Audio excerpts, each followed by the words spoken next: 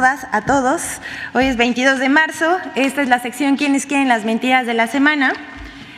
Y vamos a comenzar.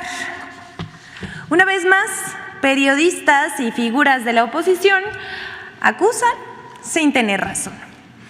Como parte del proyecto Chapultepec, Naturaleza y Cultura, el Gobierno federal, en colaboración con el de la Ciudad de México, promueve la cultura y crea circuitos con la variedad de complejos que hay en el sitio. Trabaja en la rehabilitación del medio ambiente, reforestando, rescatando el agua del bosque de Chapultepec, además de conectar las 4 zonas que comprende el más grande bosque urbano en el mundo. 12 kilómetros de manantial a manantial. En el plan de rehabilitación le tocó el turno a la histórica Puerta de los Leones para ser restaurada y pintada. La oposición vio otra cosa y criticó por ignorancia los trabajos. Primero se lijó la pintura vieja y se aplicó primer para proteger el metal. El acabado se le dio con el verde tradicional de las rejas de Chapultepec. Sin embargo, cuando se le aplicó una capa protectora de primer, cuyo color es óxido oscuro, Salvador García Soto, Guadalupe Madrigal, Jesús Martín Mendoza y Luis Rocha diseminaron la mentira de que la Puerta de los Leones estaba siendo pintada de color vino tinto, color oficial, lo cual resultó falso, pero generó una fuerte polémica en las redes sociales. Salvador García Soto, columnista del periódico El Universal, reclamó en un tuit, escuche, la izquierda que tanto criticaba el uso de colores oficiales y la partidización del mobiliario público, hoy se descara y pinta de guinda la reja del bosque de Chapultepec, que por décadas ha sido de color verde. Y aún así, ¿dicen que no son iguales? Respondemos, sí. No somos iguales. Mostrando esta foto que vemos en pantalla de la reja color óxido.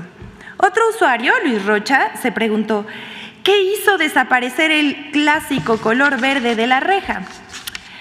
Sin embargo, pues no se quedó en la red social Twitter y por todas las redes sociales. Otros medios de comunicación diseminaron la mentira, tales como Publímetro, Contrarréplica, Diario de Confianza, La Verdad Noticias, Tribuna, Diario de México, entre otros. Así actúa la oposición. Líderes de opinión y medios de comunicación con el afán de desacreditar a este gobierno. No verifican ni investigan.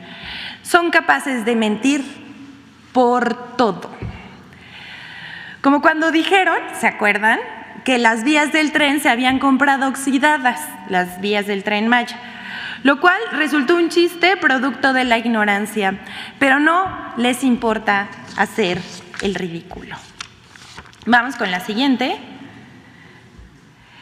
La prensa conservadora se vuelve experto en el uso del fentanilo.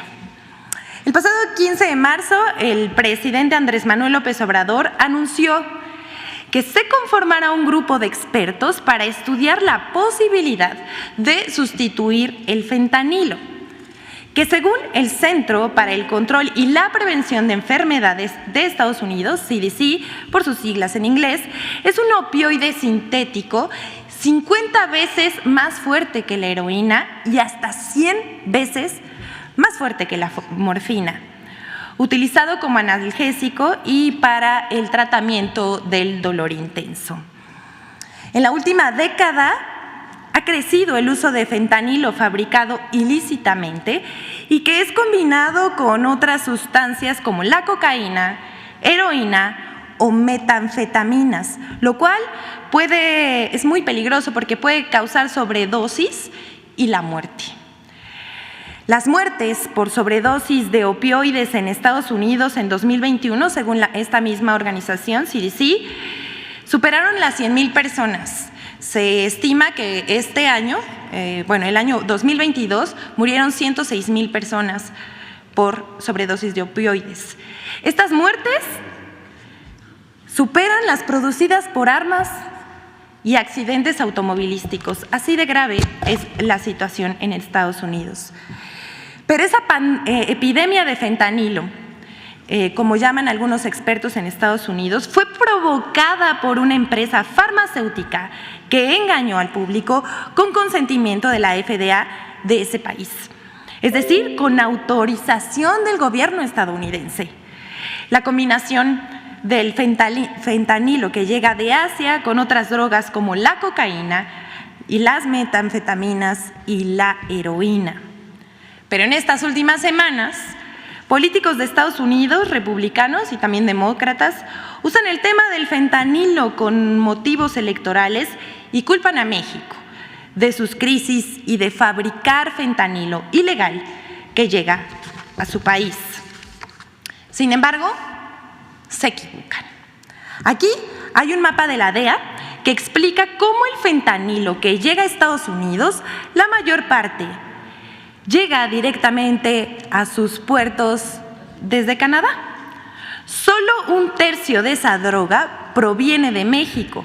Además, parte de los precursores del fentanilo llegan a México desde Estados Unidos.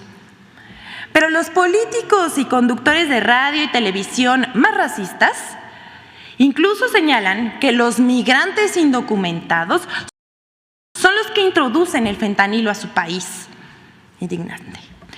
Una encuesta de NPR Ipsos de septiembre de 2022 encontró que 39%, aquí lo vemos en la pantalla, de los estadounidenses y 60% de los republicanos creen que la mayor parte del fentanilo que ingresa a Estados Unidos es introducido de contrabando por inmigrantes no autorizados que cruzan la frontera ilegalmente.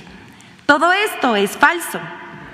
En realidad, el fentanilo es pasado de contrabando por la frontera mayoritariamente por ciudadanos estadounidenses, para consumidores que son ciudadanos estadounidenses casi en su totalidad. Así lo muestran las estadísticas oficiales sobre detenidos en Estados Unidos. En 2021, el 86% de los detenidos por tráfico y venta de fentanilo fueron ciudadanos estadounidenses.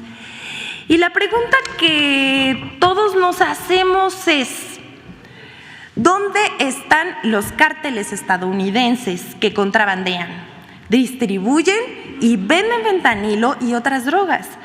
¿Qué se hace en contra de ellos? De eso no habla el Departamento de Estado. Debido al uso político del tema y los riesgos que conlleva la expansión de su consumo, es interesante la propuesta del jefe del Ejecutivo Federal de que se prohíba el uso de fentanilo en México. Sin embargo, se desató una campaña para cuestionarla y desestimarla en la prensa nacional e internacional, columnistas y conductores de noticias. A ellos se sumaron Reforma, The Washington Post, Sergio Sarmiento, Jorge Fernández Menéndez, Alejandro Hope, Carlos Marín y otros. Ahora estas personas, periodistas y medios de comunicación, son expertos en dolor y en analgésicos para desacreditar lo dicho por el presidente López Obrador, nada más. Sobran calificativos en las columnas periodísticas y en los comentarios que hacen en radio y televisión hacia el mandatario, y faltan argumentos de fondo contra la propuesta. Dicen que solo que el fentanilo es el único que se puede tratar el dolor crónico severo. Eso lo escribe Sergio Sarmiento, experto en dolor. Que en vez de fentanilo, el presidente quiere recetar raíz de jengibre. Publica la editorial de Reforma, Templo Mayor. Fernández Menéndez señala que la prohibición no es la solución para frenar el tráfico de fentanilo a Estados Unidos y que no debe verse como una droga de consumo ilegal. ¿Cómo le explicamos? Por su parte, Alejandro Hope sostiene que el gobierno es prohibicionista. ¿Se acuerdan que este señor Alejandro Hope fue uno de los mayores críticos con la prohibición de los vapeadores, pese a demostrar el grave daño a la salud que causan? En fin, Carlos Marín se preguntó qué pasará si la Administración Federal detecta adictos a los antibióticos. ¿Prohibirá la penicilina?, se preguntó. Bueno, esto ya ni como chiste, la verdad. El periódico El Universal llegó al grado de amañar las cifras para golpearle al gobierno. El presidente Andrés Manuel López Obrador afirmó que México no produce fentanilo y que hay muy poco consumo. Pero el 16 de marzo, un día después del anuncio de que se conformará este grupo de expertos para ver la viabilidad de la propuesta, publicó Registra CDMX consumo de fentanilo, en la que consigna engañosamente que cada día de 2022 se registraron 259 consumidores de fentanilo mayores de 15 años. Es decir, 94.535 consumidores este año. Pero esta información es falsa. El gobierno de la Ciudad de México solo tiene registradas 259 personas que consumen una dosis diaria de fentanilo durante el año, no como dice El Universal, y no todos lo hacen de forma ilegal. En fin, hasta aquí con los expertos del fentanilo y el dolor crónico, pero vamos a otra. Las mentiras y muestras de humor involuntario de los conservadores frente a la concentración del 18 de marzo. El pasado 18 de marzo, en la conmemoración de los 85 años de la expropiación petrolera, en el Zócalo capitalino, corazón político y cultural de México, hoy epicentro de la transformación, unos 500,000 personas celebraron nuestra soberanía nacional junto al presidente de la República, Andrés Manuel López Obrador. Fue una verdadera fiesta popular. ¿Podemos poner el video?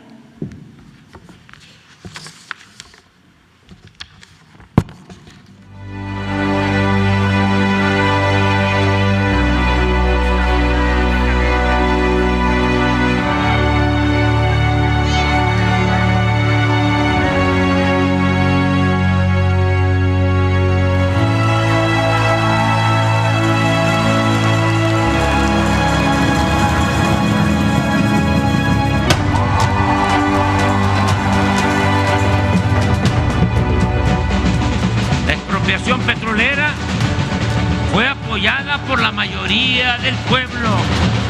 En las fotos de la época se advierte la presencia mayoritaria de gente humilde, hombres y mujeres indígenas, campesinos, obreros, maestros, empleados e integrantes de la clase media baja. Solo con el apoyo de las mayorías se puede llevar a cabo una transformación popular para hacer valer la justicia y enfrentar a los reaccionarios que se oponen a perder privilegios. No aceptaremos nunca que en México se imponga una minoría a costa de la humillación y el empobrecimiento de las mayorías. ¡Viva el general Lázaro Cárdenas del Río! ¡Viva México! ¡Viva México! ¡Viva México!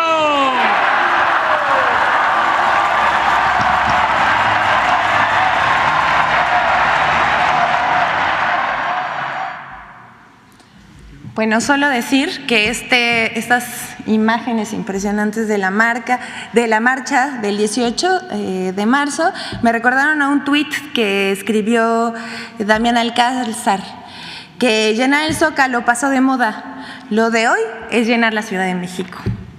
Y bueno, pues vamos a seguir. Esto que pasó el 18 de marzo, pues a la oposición no le gustó. Y como siempre difundió mentiras, como siempre ocurre. Muy temprano se levantó Pedro Ferriz a publicar ese día que hubo rituales de los brujos de Palacio para invocar entidades oscuras. Ya hay que decirle que ni como chiste queda. Luego otra vez publicó otra mentira más tarde diciendo que así había quedado el Zócalo, pero esa es una foto de 2017. Y bueno, luego, con ayuda de las cuentas que utiliza la oposición para inflar tendencias, comenzaron las acusaciones de acarreo y pago a los asistentes de la concentración. Sin embargo, como es de esperarse, la verdad siempre sale a la luz. Mire este ejemplo. Esta publicación en la que denuncian que se le estaría pagando a la gente para asistir al Zócalo, pues es falsa.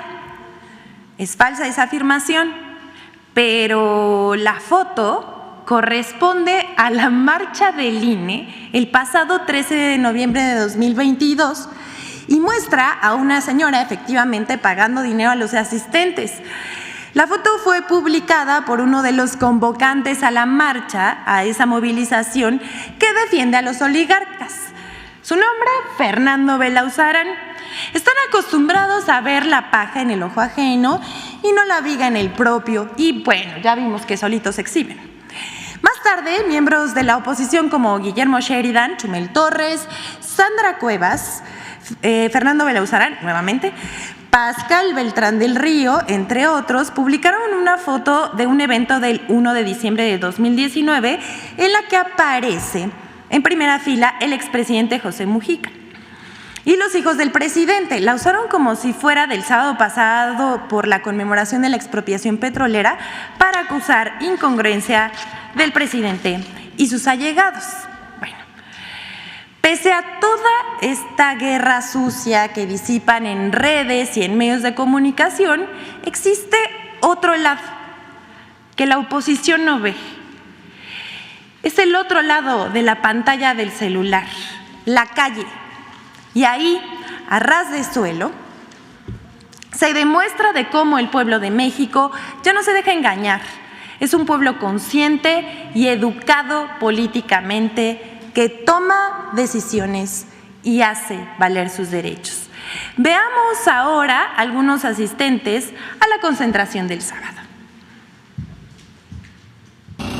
Venimos a dar el apoyo al señor presidente de la República y también el aniversario de la exposición petrolera. ¿Qué piensa usted de la política energética del presidente López Obrador? Es muy positivo porque nos ayuda a bajar los precios de la luz, del gas, de las gasolinas, de diéseles, de muchas cosas. ¿Está de acuerdo con que se esté apoyando a Pemex para que ya no tenga pérdidas? ¿Le parece que está bien lo que está haciendo con Pemex el presidente? Yo creo que esa es la mejor inversión para el país, para toda la sociedad mexicana. Oiga, ¿y cómo vino usted? ¿Lo invitaron? ¿Lo obligaron a venir? No, voluntariamente vine a apoyar esta marcha.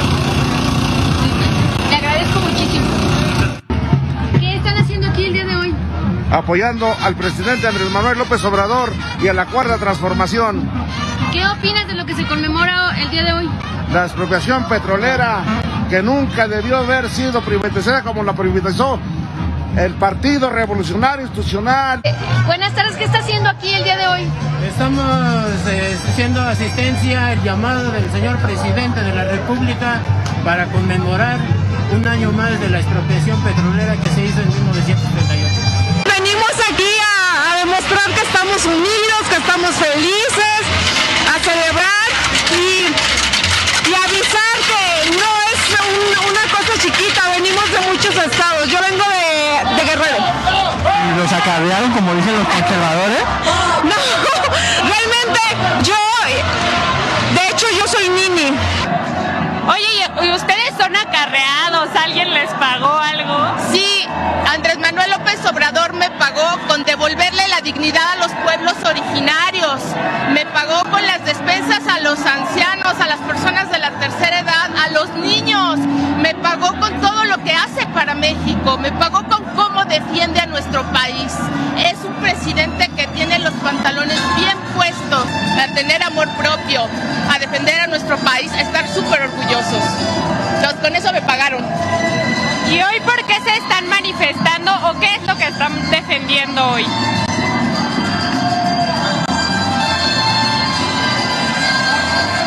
La reforma al INE, al IFE, la reforma a la Suprema Corte de Justicia, son corruptísimos, no defienden al pueblo. Lo que dijo Murayama, el pueblo no existe, pues el pueblo sí existe y estamos con AMLO y nadie nos paga más que AMLO con todo su amor por nosotros. Oye, ya va a empezar a llover, ¿aún así se van a quedar?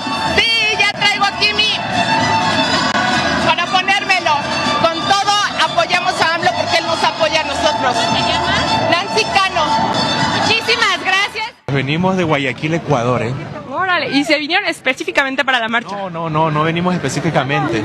Venimos a pasear y a conocer.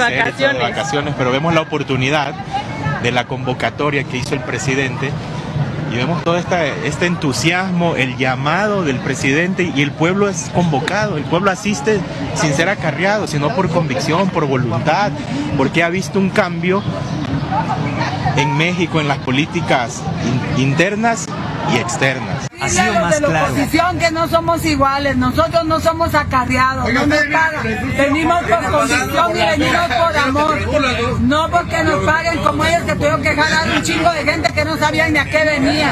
Nosotros sabemos a qué venimos, a celebrar la expropiación petrolera y a decirle al presidente que lo amamos, porque él, como los héroes que nos dieron patria, vino a rescatarla. Bueno, esas son las muestras. Espérame, todavía no acabo. Una avalancha de personajes. Para concluir esto, una avalancha de personajes se han pronunciado que en esta marcha sobre la efigie de la ministra Norma Piña y han condenado que hayan quemado su figura. Hablan de violencia de género, de amenazas, de poner en riesgo a la ministra. El presidente ha señalado que se puede hacer crítica de las mujeres y de los hombres que se dedican a la política, pero sin llegar al extremo de la violencia verbal, simbólica y mucho menos física. Este movimiento ha sido y seguirá siendo pacífico, afirmó el mandatario. Cuando ha aparecido la efigie del presidente en la marcha en defensa del INE, como vemos aquí en pantalla, o estas otras figuras y dibujos, pues nadie ha dicho nada. Aquí vemos en otra imagen cómo queman una efigie del presidente en el Zócalo durante una marcha feminista. Pero en ninguno de esos casos, en ninguno, nadie dijo nada, ni hubo condenas, ni debates, tampoco hubo críticas unánimes, ni protestas de conductores. Pero ahí la dejamos, sin antes mostrar este video que hacemos en colaboración con Infodemia sobre los mensajes de odio de la derecha y de los medios contra el presidente de la República, Andrés Manuel López Obrador. A pesar del nivel que alcanzan, de la violencia verbal que alcanzan, luego se quejan de que no hay libertad de expresión, pero pueden decir lo que quieran. De este lado, nadie se escandaliza ni censura.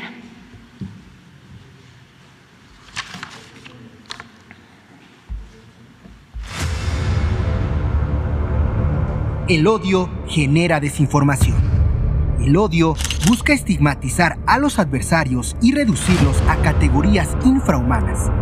El famoso peligro para México, utilizado en 2006 contra Andrés Manuel López Obrador, ha sido sustituido por el catálogo del discurso de odio. 1. Llamados a la eliminación. Actores de la oposición han hecho llamados a la violencia, como el del historiador Francisco Martín Moreno, quien en octubre de 2020, en una entrevista con Pedro Ferriz de Con, aseguró que quemaba vivo a cada uno de los morenistas en el Zócalo capitalino. Pudiera regresar a la época de la Inquisición, yo colgaba a cada uno de los, quemaba vivo a cada uno de los morenistas en el Zócalo capitalino, Pedro, te lo juro. O el publirelacionista Carlos Alasraqui, quien en uno de sus espacios dirigió una carta a la mitad del país, a los que odian a Andrés y a la mentada 4T.